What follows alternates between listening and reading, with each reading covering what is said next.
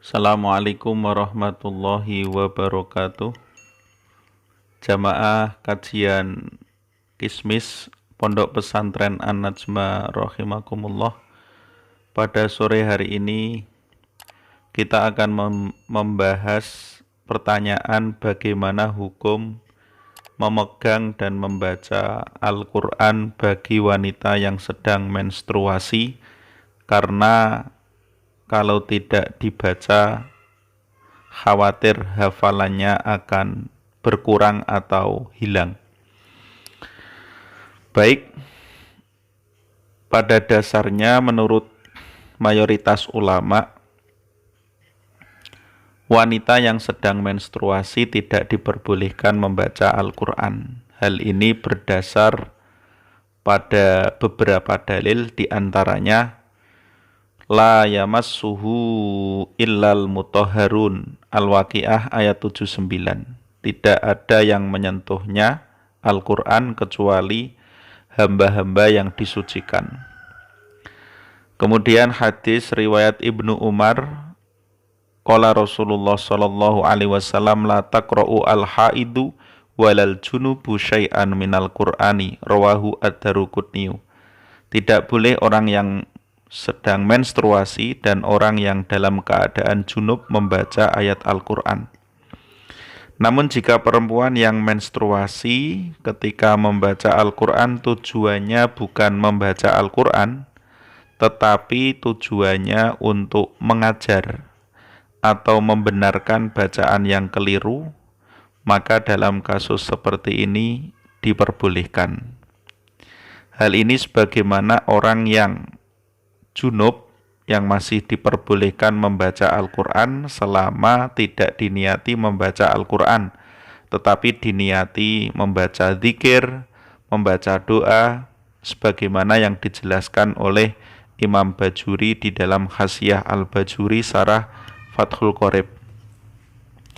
Kemudian ada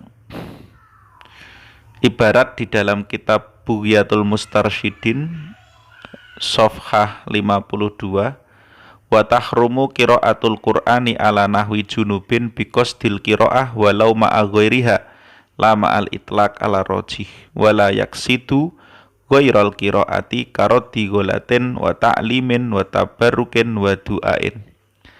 Dan haram membaca Al-Quran bagi semisal orang yang junub dengan tujuan membaca Al-Quran walaupun dibarengi dengan tujuan lain. Dan menurut pendapat yang kuat tidak haram baginya bila memutlakan tujuannya, dan juga tidak haram tanpa adanya tujuan membaca Al-Quran seperti membenarkan bacaan yang keliru, mengajarkannya, mencari keberkahan, dan berdoa. Bahkan dalam mazhab Imam Malik, boleh wanita yang menstruasi membaca Al-Quran secara mutlak. Bahkan bagi wanita yang mengajar atau diajar, yang sedang dalam masa menghafalkan Al-Quran, tahfidz, dalam mazhab Malik boleh menyentuh mushaf dan juga boleh membaca Al-Quran bagi wanita yang dalam keadaan menghafalkan Al-Quran.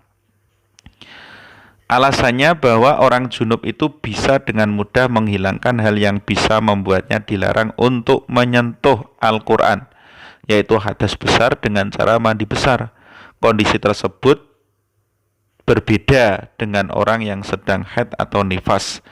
Hal ini didasarkan pada keterangan wa dhahaba al-malikiyah ila anal haidho yajuzu laha qiraatul Qur'an fi hali istirsalid dami mutlaqon kanat junuban amla khofat anisyan amla wa amma idzan qata'a haiduha fala tajuzu laha al-qira'ah hatta taghtasila junuban kanat amla illa anta khofa an-nisyan.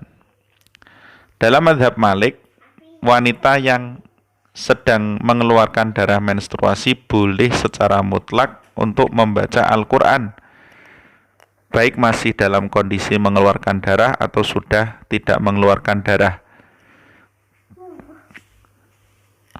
baik dalam keadaan khawatir lupa hafalan Al-Qur'annya ataupun tidak. Adapun setelah haidnya terputus, maka ia tidak boleh membacanya sebelum dia mandi besar, baik dalam keadaan junub atau tidak.